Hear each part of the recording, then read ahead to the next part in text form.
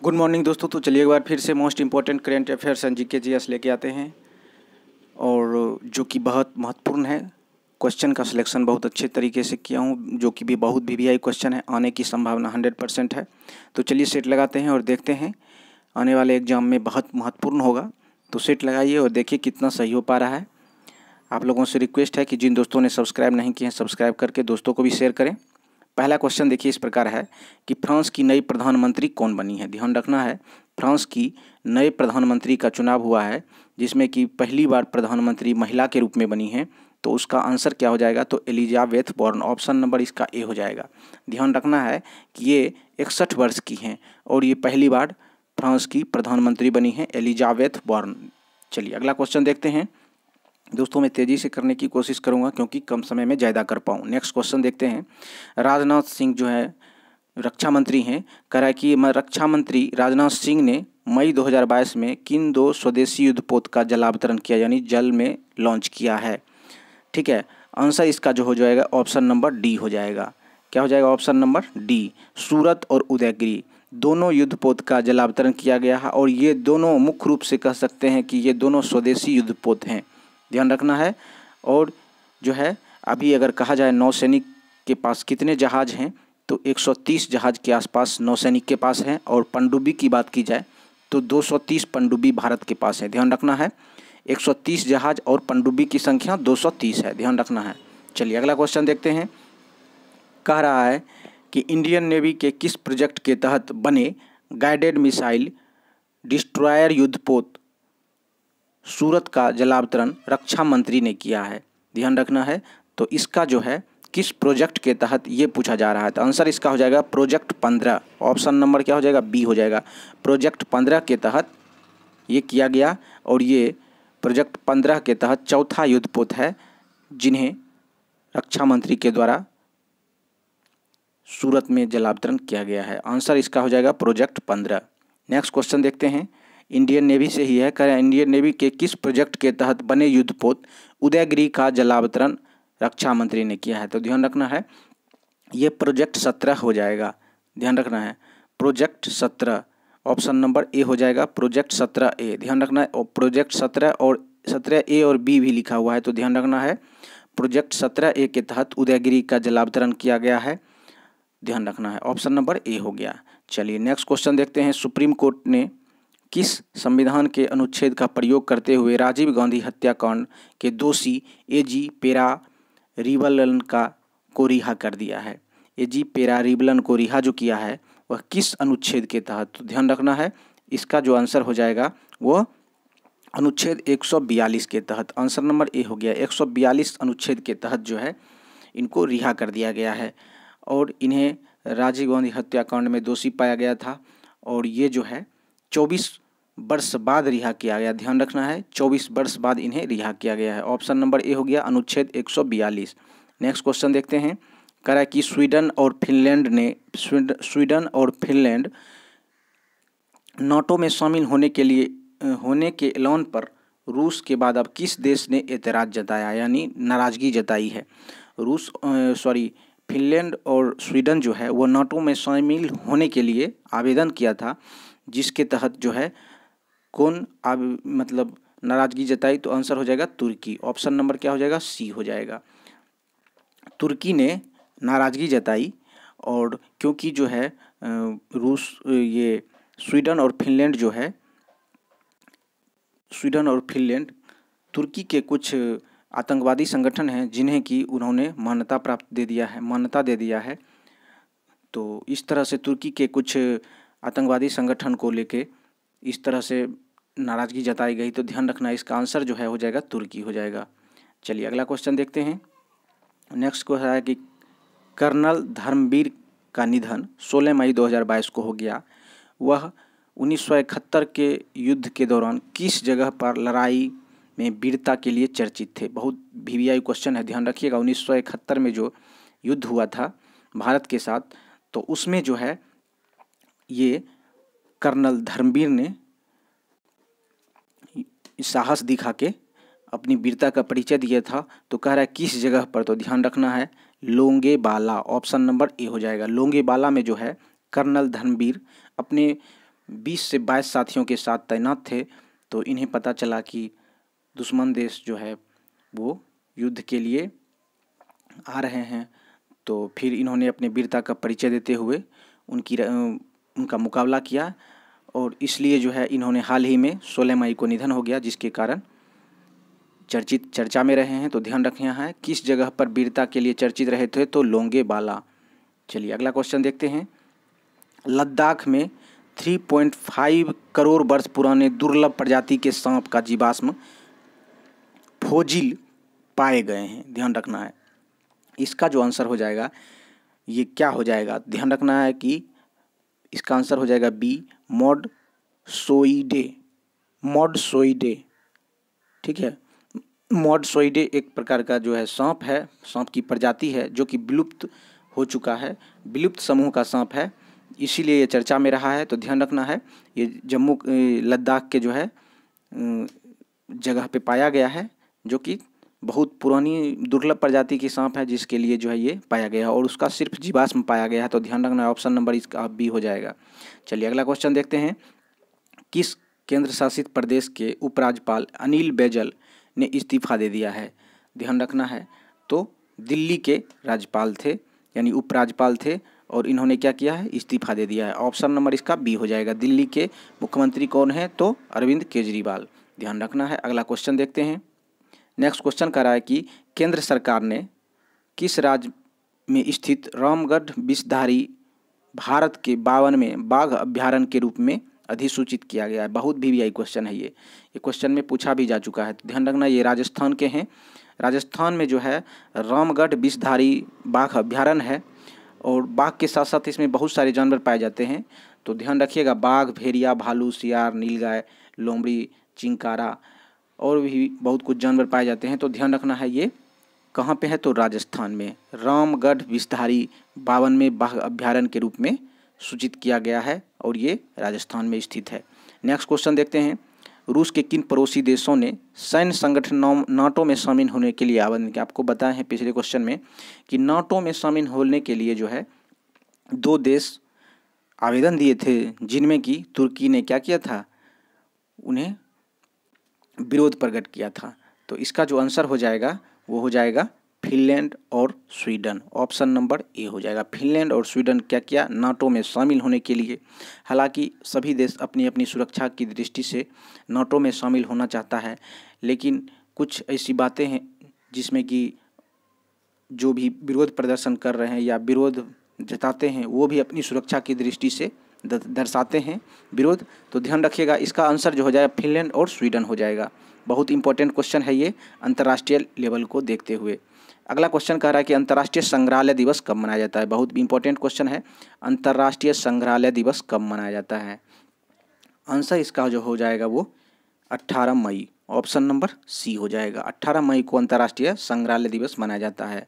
बहुत VVI question है, ध्यान रखिएगा। अंतर्राष्ट्रीय संग्रहालय दिवस, जिसमें कि पुरानी चीज़ों को रखा जाता है और पुरानी चीज़ों को याद किया जाता है कैसे थी या जो भी है। तो इस तरह से ध्यान रखना है। अंतर्राष्ट्रीय संग्रहालय दिवस 18 मई को मनाया जाता है। नेक्स्ट क्वेश्चन देखते हैं। करा कि 1 दशक से ज़्यादा रिकॉर्ड तोड़कर थोक महंगाई दर अप्रैल 2022 में कितनी रही है? बहुत वीवीआई क्वेश्चन है। थोक महंगाई दर जो है वह 15.08% रही। ऑप्शन नंबर क्या हो जाएगा, बी हो जाएगा। 15.08% थोक महंगाई दर अप्रैल 2022 तक का ये डाटा है, जिसमें की रही है, जो कि बहुत ज़्यादा है। 2005 के बाद सबसे ज़्यादा जो है महंगाई दर ये अप्रैल 2022 में आंकी गई है, जो 15.08% है। तो ध्यान रखना है, ऑप्शन नंबर इसका बी हो गया। नेक्स्ट क्वेश्चन कह रहा है कि देश के पहले अमृत सरोवर का उद्घाटन किस जिले में हुआ है? बहुत इंपॉर्टेंट है। अमृत सरोवर जो है किस जिले में हुआ है? सबसे पहले ये जानेंगे कि अमृत सरोवर का जो उद्घाटन हुआ है वह किस राज्य में हुआ है। ध्यान रखना है, यूपी में। यूपी के रामपुर जिले में क्या किया है, अमृत सरोवर का उद्घाटन किया गया है। और ये जो है केंद्रीय मंत्री मुख्तार अब्बास नकवी के द्वारा उद्घाटन किया गया है। तो ध्यान रखना है, इसका उद्घाटन किसके द्वारा किया गया है, तो मुख्तार अब्बास नकवी, जो कि केंद्रीय मंत्री रहे हैं, और यूपी के रामपुर में किया गया है अमृत सरोवर का उद्घाटन। अगला क्वेश्चन देखते हैं कि बॉम्बे स्टॉक एक्सचेंज का नया चेयरमैन किसे नियुक्त किया गया है। बहुत ही वीवीआई क्वेश्चन है, ध्यान रखना है। आंसर जो है इसका हो जाएगा एस मुंद्रा। ऑप्शन नंबर क्या हो जाएगा, ए हो जाएगा। एस मुंद्रा को बॉम्बे स्टॉक एक्सचेंज का क्या किया गया है, चेयरमैन नियुक्त किया गया है। ध्यान रखना है, बॉम्बे स्टॉक एक्सचेंज का मुख्यालय कहाँ है, तो मुंबई में है। चलिए अगला क्वेश्चन देखते हैं। नेक्स्ट क्वेश्चन देखते हैं क्या है। भारत ने किस देश को हराकर इतिहास में पहली बार थॉमस कप 2022 जीता है। बहुत वीवीआई क्वेश्चन है। थॉमस कप जो है भारत ने जीता है पहली बार, 73 वर्ष में पहली बार जो है जीता गया है। और ये जो है किसको हरा के जीता है, तो ध्यान रखना है इंडोनेशिया को हरा के। किसको हरा के, इंडोनेशिया को हरा के। और यह जो है थॉमस कप यानी 1949 में क्या हुआ था, शुरुआत हुई थी। थॉमस कप का शुरुआत 1949 में हुई थी और पहली बार क्या हुआ, 73 वर्ष की में पहली बार इंडिया ने जीता है। किसको हराकर, तो इंडोनेशिया को हराकर। बहुत वीवीआई क्वेश्चन है, ये आगामी एग्जाम में आने वाला है। इसमें जितने भी क्वेश्चन हैं बहुत वीवीआई हैं। आप लोगों से रिक्वेस्ट है कि प्लीज़ दोस्तों को भी शेयर करें, लाइक कर दें, क्योंकि आप लोग जब लाइक नहीं करेंगे तो मेरा मोटिवेशन नहीं बन पाएगा। चलिए अगला क्वेश्चन देखते हैं।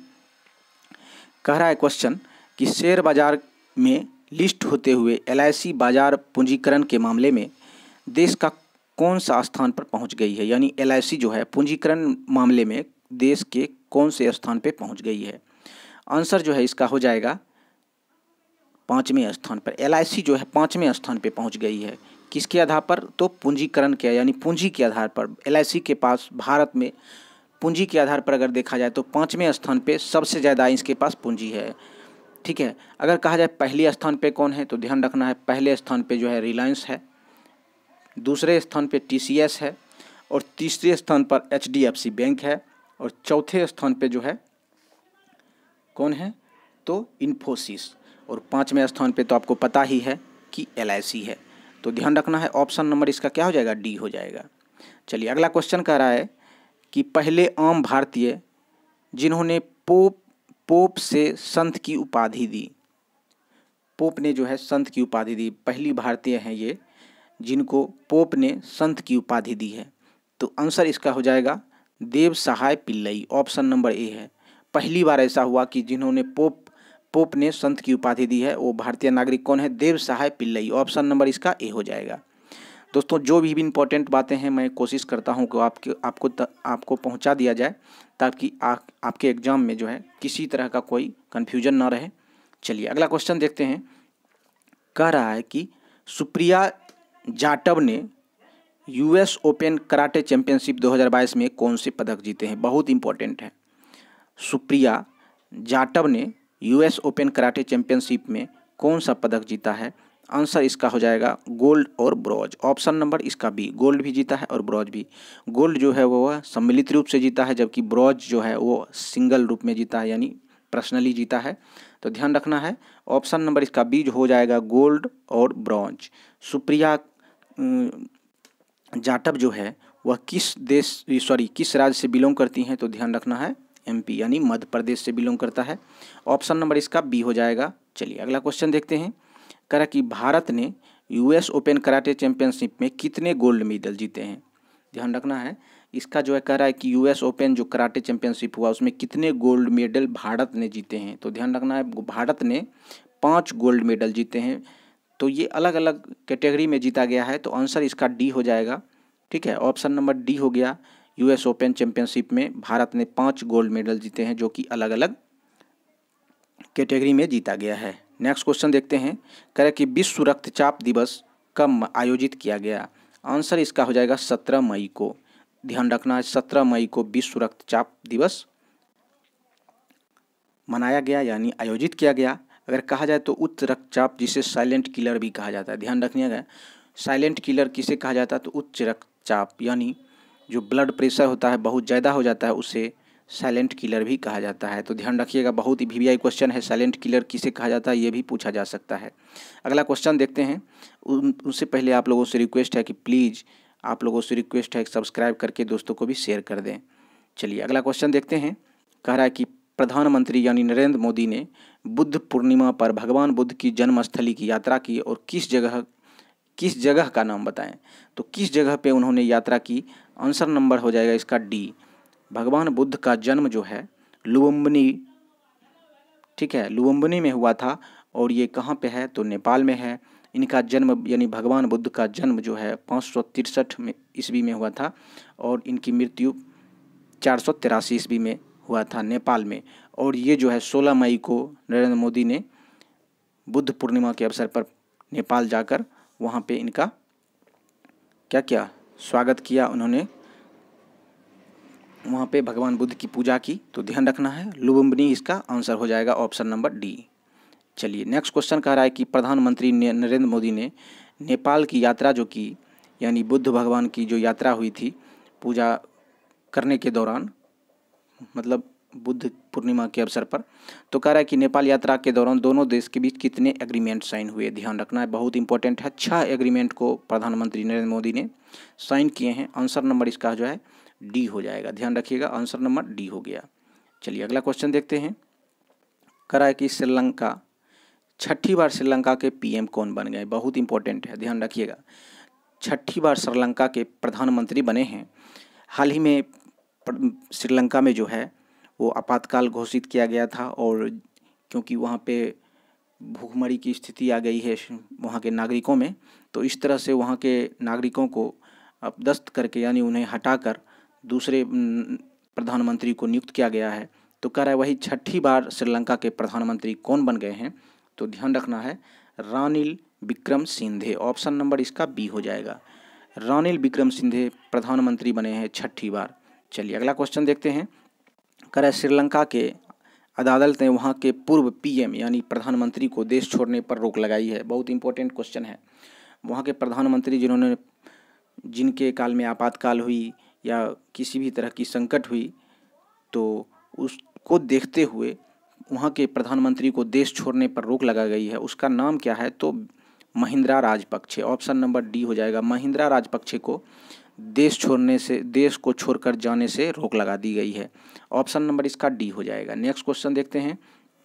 कह रहा है कि खराब भोजन से बिना बिजली से संचालित देश का पहला इलेक्ट्रॉनिक चार्जिंग स्टेशन कहाँ स्थापित किया। खराब भोजन से बनी यानी जो भी वेस्ट भोजन होता है उससे संचालित, बिजली संचालित करने वाला इलेक्ट्रॉनिक चार्जिंग स्टेशन स्थापित किया गया है मुंबई में। ऑप्शन नंबर जो है इसका सी हो जाएगा। और खराब वेस्ट जो भोजन होता है बहुत सारे पार्टी में या जो भी होटल सब में, तो इन सब से जो है इलेक्ट्रिक चार्जिंग स्टेशन का स्थापना कहाँ किया गया है तो मुंबई में किया गया है। ध्यान रखिएगा, बहुत इंपॉर्टेंट क्वेश्चन है, ठीक है। और इसका उद्घाटन जो है आदित्य ठाकरे के द्वारा किया गया है। ध्यान रखिएगा, उद्घाटन किन्होंने किया तो आदित्य ठाकरे। चलिए अगला क्वेश्चन देखते हैं। टाटा समूह ने एयर इंडिया के नए सीईओ और एमडी नियुक्त किया गया है। टाटा समूह के जो एयर इंडिया नया एयर इंडिया हुआ है भारत सरकार के द्वारा जो खरीदा गया है, तो उनके सीईओ और एमडी के रूप में किसे नियुक्त करने का फैसला लिया गया है। ध्यान रखिएगा, आंसर जो है इसका हो जाएगा Campbell Wilson. Option number A हो जाएगा।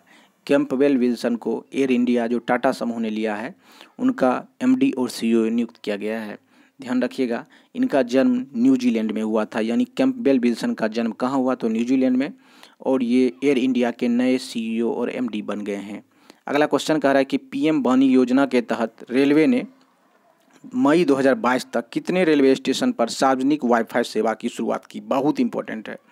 पीएम वानी योजना के तहत जो है हर एक आदमी तक वाईफाई योजना विस्तार करने की बात कही गई है, जिसमें देखो कह रहा है कितने स्टेशन पर, तो यहाँ क्वेश्चन है 100 स्टेशन पर, यानी 100 स्टेशन पे जो है पीएम वानी योजना के तहत फ्री वाईफाई सेवा शुरू की गई है, जिसमें यात्रियों को अपनी आवश्यकता अनुसार वाईफाई सेवा दिया जा सके और उन्हें उसका लाभ ले पाए। तो इसका आंसर जो हो जाएगा वो 100 रेलवे स्टेशन हो जाएगा। ऑप्शन नंबर इसका ए हो जाएगा। चलिए अगला क्वेश्चन देखते हैं। कह रहा एप्पल को छोड़कर दुनिया की सबसे मूल्यवान कंपनी कौन बन गई। बहुत इंपॉर्टेंट क्वेश्चन है। एप्पल आज से कुछ दिन पहले तक एप्पल दुनिया की सबसे मूल्यवान कंपनी थी, जिनका टर्नओवर बहुत ज़्यादा था, यानी दुनिया में सबसे ज़्यादा था। लेकिन अब जो है दूसरे स्थान पे एप्पल आ गई है, यानी पहले स्थान पे जो है कौन आ गई है तो ध्यान रखना है सऊदी अरामको। ये एप्पल को पछाड़कर दुनिया की पहली कंपनी बन गई है, सबसे मूल्यवान कंपनी बन गई है, जो कि सऊदी अरब की है। सऊदी अरामको इस कंपनी का नाम है। और एप्पल दुनिया की दूसरी कंपनी बन गई है जो कि मूल्यवान की स्थिति में। चलिए अगला क्वेश्चन देखते हैं। करा नाटो साइबर रक्षा समूह में शामिल होने वाला पहला एशियाई देश कौन बन गया है? नाटो साइबर रक्षा समूह में शामिल होने वाला जो है वह पहला कौन सा देश हो गया है? एशियाई देशों की बात कर रही है, तो इसमें जो है आंसर इसका हो जाएगा दक्षिण कोरिया। ऑप्शन नंबर इसका सी हो जाएगा। दक्षिण कोरिया ने नाटो साइबर रक्षा समूह में शामिल होने के लिए पहला एशियाई देश हो गया जिन पे चीन ने नाराज़गी भी जताई। हालांकि उसका अपना अपना हित और फायदा देखा जाता है और इस पे अपनी नाराज़गी और जो भी कहा जाए दर्शाता है। तो चीन ने इस पे नाराज़गी जताई है और दक्षिण कोरिया क्या किया? नाटो साइबर रक्षा समूह में शामिल हो गया और ये एशियाई देश का पहला देश है दक्षिण कोरिया। चलिए अगला क्वेश्चन देखते हैं। नेक्स्ट क्वेश्चन करें, अंतर्राष्ट्रीय पादप स्वास्थ्य दिवस कब मनाया जाता है? अंतर्राष्ट्रीय पादप स्वास्थ्य दिवस जो है वह 12 मई को मनाया जाता है। ऑप्शन नंबर बी हो जाएगा, 12 मई को, ध्यान रखिएगा। चलिए अगला क्वेश्चन देखते हैं। अगला है कि अंतर्राष्ट्रीय नर्स दिवस कब मनाया जाता है? बहुत वीवीआई क्वेश्चन है। नर्स दिवस भी जो है वह 12 मई को ही मनाया जाता है, तो ध्यान रखना है। ऑप्शन नंबर इसका भी बी हो गया, 12 मई को अंतर्राष्ट्रीय नर्स दिवस, जो कि हॉस्पिटल सब में इलाज के दौरान उनकी हेल्प करता है, तो ध्यान रखना है 12 मई को नर्स दिवस मनाया जाता है। अगला क्वेश्चन कह रहा है, बहुत इंपॉर्टेंट है, कह रहा है किस मुख्यमंत्री को अथक साहित्य योज के लिए बांग्ला अकादमी पुरस्कार मिला है? किस मुख्यमंत्री को अथक साहित्य योज के लिए बांग्ला अकादमी पुरस्कार मिला है? बहुत इंपॉर्टेंट क्वेश्चन है। आंसर इसका हो जाएगा Mamata Banerjee. Option number D हो गया। ममता बनर्जी को बांग्ला अकादमी पुरस्कार सम्मानित किया गया। ये बंगाल के यानी वेस्ट बंगाल के, पश्चिम बंगाल के मुख्यमंत्री के रूप में काम कर रहे हैं, तो ध्यान रखिएगा। ऑप्शन नंबर इसका हो जाएगा ममता बनर्जी। नेक्स्ट क्वेश्चन देखते हैं। करा सुप्रीम कोर्ट ने राजद्रोह कानून यानी आईपीसी धारा 124 के ए पर रोक लगा दी। अंग्रेजों ने यह कानून कब लागू किया था? ध्यान रखिएगा। अंग्रेजों ने बहुत सारे कानून बनाए। उस समय जब गुलाम था तो भारत को अपने कंट्रोल में करने के लिए बहुत सारे कानून बनाए गए थे। तो कह रहा है कि वह जो है राजद्रोह कानून कब बनाए गए थे, यानी अंग्रेजों के द्वारा कब बनाए गए थे? इसका आंसर हो जाएगा इसका 1870 ईस्वी में। ऑप्शन नंबर बी हो जाएगा। अंग्रेजों ने भारत प्रशासन करने के लिए विभिन्न प्रकार के बहुत सारे कानून बनाए, तो उसमें एक कानून था धारा 124 ए, जिसमें राजद्रोह कानून था। वही कानून आज तक चल रहा है इंडिया में, आज़ादी के 70 साल बाद भी। तो सुप्रीम कोर्ट ने इस कानून पे रोक लगा दी है, तो ध्यान रखिएगा। इसलिए वीवीआई क्वेश्चन हो जाता है ये, तो ध्यान रखना है। 1870 ईस्वी में अंग्रेजों ने कानून लागू किया था और आज सुप्रीम कोर्ट ने इन्हें रोक लगा दी है, ध्यान रखिएगा। ऑप्शन नंबर इसका बी हो जाएगा। नेक्स्ट क्वेश्चन देखते हैं। कह रहा है कि राजनीतिज्ञ पंडित सुखराम का निधन 11 मई 2022 को हो गया। वह किस अवधि तक चर्चित टेलीकॉम मिनिस्टर रहे? ध्यान रखिएगा। टेलीकॉम मिनिस्टर कब से कब तक रहे ये पूछा गया है, तो आंसर इसका हो जाएगा 1993 से 96 में। ऑप्शन नंबर ए हो जाएगा। 1993 से 96 की अवधि में इन्होंने टेलीकॉम मिनिस्टर पर रहे और ये, तो ध्यान रखना है। ऑप्शन नंबर इसका ए हो जाएगा। 1993 से 96 तक। अगर कहा जाए तो ये हिमाचल प्रदेश से बिलोंग करते हैं, ध्यान रखिएगा। कहाँ से बिलोंग करते हैं पंडित सुखराम? तो हिमाचल प्रदेश से। चलिए अगला क्वेश्चन देखते हैं। कह रहा है कि संगीतकार पंडित शिव कुमार शर्मा, बहुत वीवीआई पर्सन है, इससे क्वेश्चन बहुत बार पूछा जाता है। कह रहा है कि पंडित शिव कुमार शर्मा का निधन जो है 10 मई 22 को हो गया। वह किस वाद्य यंत्र को लेकर मशहूर थे? यानी वो वाद्य यंत्र बजाते थे और उनका नाम जो है संतूर बजाने के लिए बहुत विख्यात था। संतूर बजाते थे पंडित शिव कुमार शर्मा, जिन्होंने 10 मई 22 को उनका निधन हो गया है। अगर कहा जाए तो इन्हें पद्मश्री, विभिन्न प्रकार के पुरस्कार मिल चुके हैं। संगीत नाट्य अकादमी, पद्म विभूषण, पद्मश्री। तो ध्यान रखना है। शिव कुमार शर्मा क्या बजाते थे? तो संतूर बजाते थे। बहुत वीवीआई क्वेश्चन है। चलिए अगला क्वेश्चन देखते हैं। कह रहा है किस जिले में स्थित Punjab police intelligence wing headquarter पर रॉकेट प्रोपेल्ड ग्रेनेड से हमला हुआ है? Punjab police intelligence wing headquarter पर रॉकेट प्रोपेल्ड ग्रेनेड से हमला हुआ है। ध्यान रखिएगा, बहुत इंपॉर्टेंट क्वेश्चन है। आंसर इसका हो जाएगा मोहाली, ऑप्शन नंबर ए हो जाएगा। मोहाली के हेडक्वार्टर पे क्या हुआ, ग्रेनेड से हमला हुआ है, तो ध्यान रखना है, ऑप्शन नंबर ए हो गया मोहाली। अगला क्वेश्चन कह रहा है कि दिग्बंत दानिश सिद्दीकी के साथ किन भारतीयों को वर्ष 2022 का पुलित्जर पुरस्कार मिला है, यानी पुरस्कार जीता है। चलिए अगला क्वेश्चन लेने से पहले इनके बारे में बता दूं कि दानिश सिद्दीकी जो है पुलित्जर पुरस्कार दिया गया और इन्हें किन के साथ कह रहा है, किन भारतीयों के साथ, तो ये सभी हो जाएगा, उपरोक्त सभी, यानी अदनान अबीदी, सना, इदसाद मंटू और अमित दवे, इन तीनों को 2022 में, ठीक है, पुलित्जर पुरस्कार यानी एक साथ दिया गया है, तो ऑप्शन नंबर इसका डी हो जाएगा। चलिए अगला क्वेश्चन देखते हैं। का राष्ट्रपति रामनाथ कोविंद ने IIM के नए अस्थायी परिसर का उद्घाटन 2022 में कहाँ किया गया है? बहुत इंपॉर्टेंट क्वेश्चन है।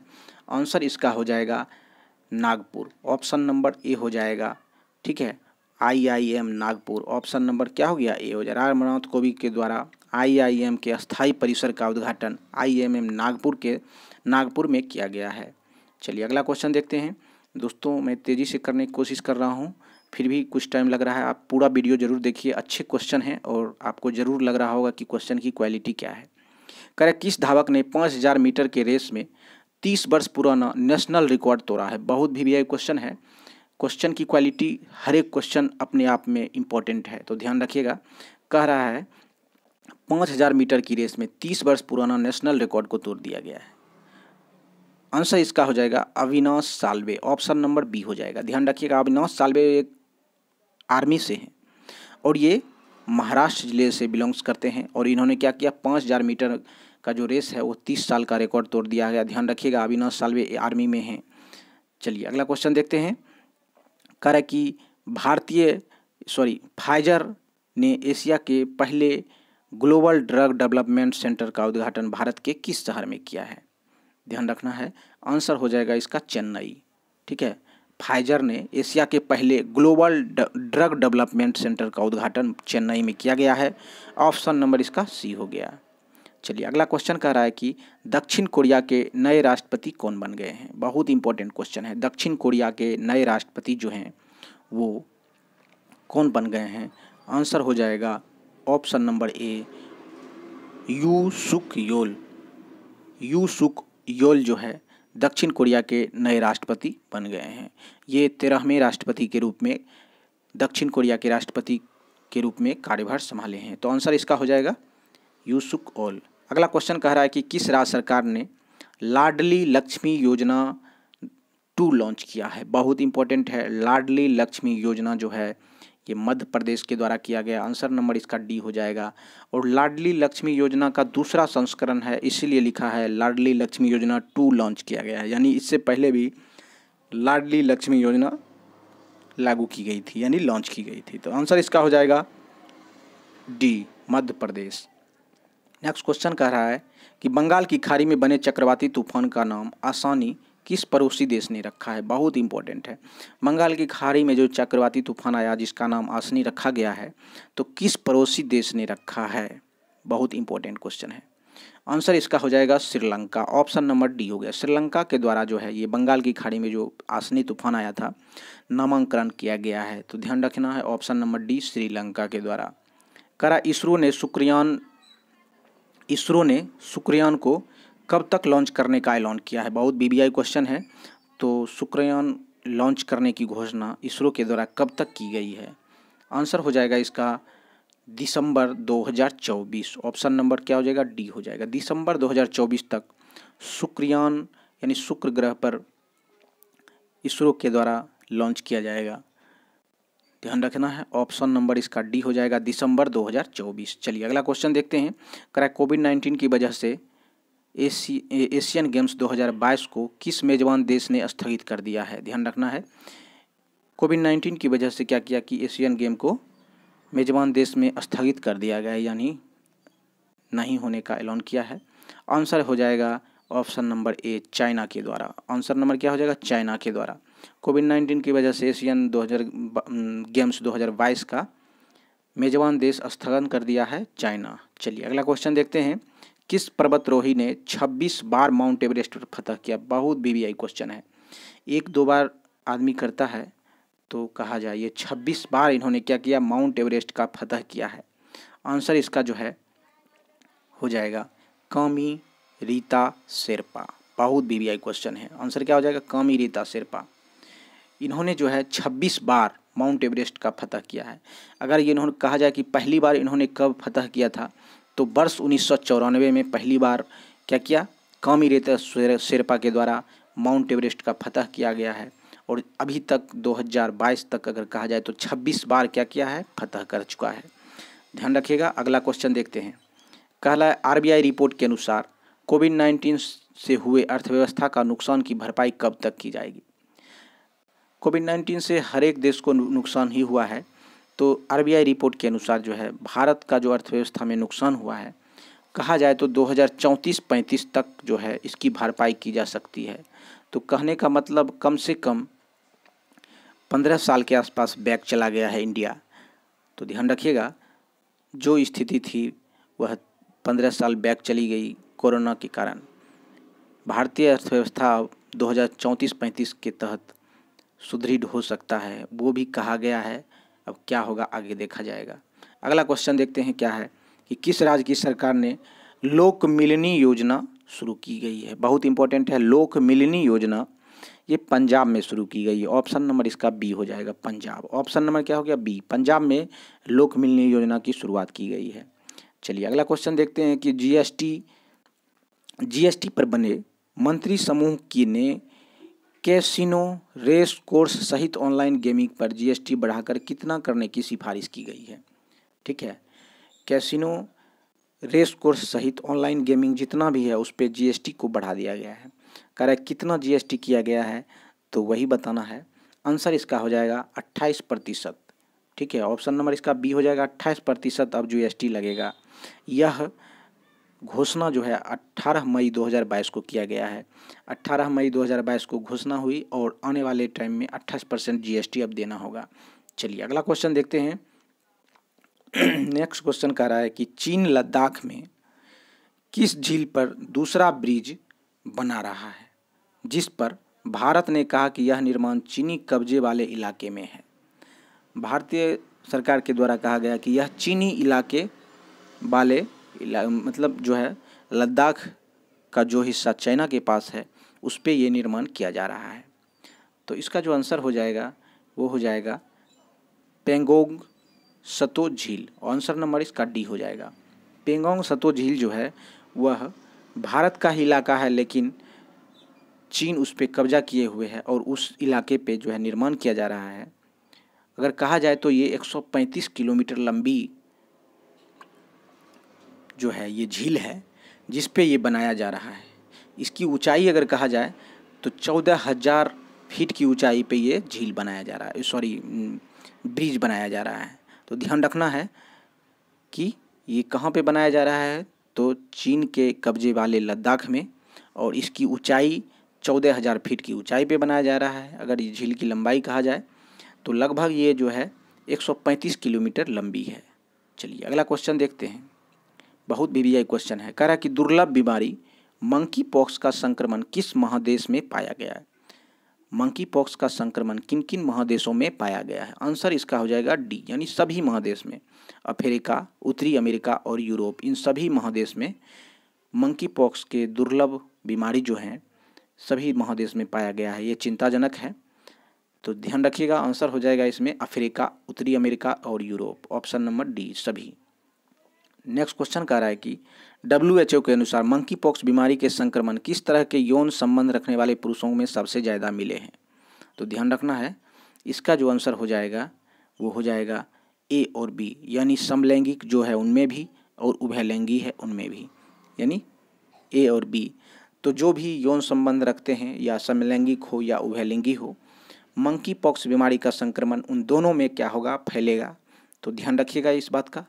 बहुत इंपॉर्टेंट क्वेश्चन मैंने आपको कराया है और एग्ज़ाम में ज़रूर इनसे क्वेश्चन पूछा जाएगा। 100% आप एक बार और देख लें ताकि 100% जो है कॉन्फिडेंस के साथ आप एग्ज़ाम में जा पाएँ। तो आज के लिए यहीं तक। थैंक यू, धन्यवाद। आपसे रिक्वेस्ट है कि जिन दोस्तों ने अभी तक सब्सक्राइब नहीं किए हों प्लीज़ सब्सक्राइब कर लें और दोस्तों को भी शेयर करें। तो आज के यहीं तक, थैंक यू, धन्यवाद।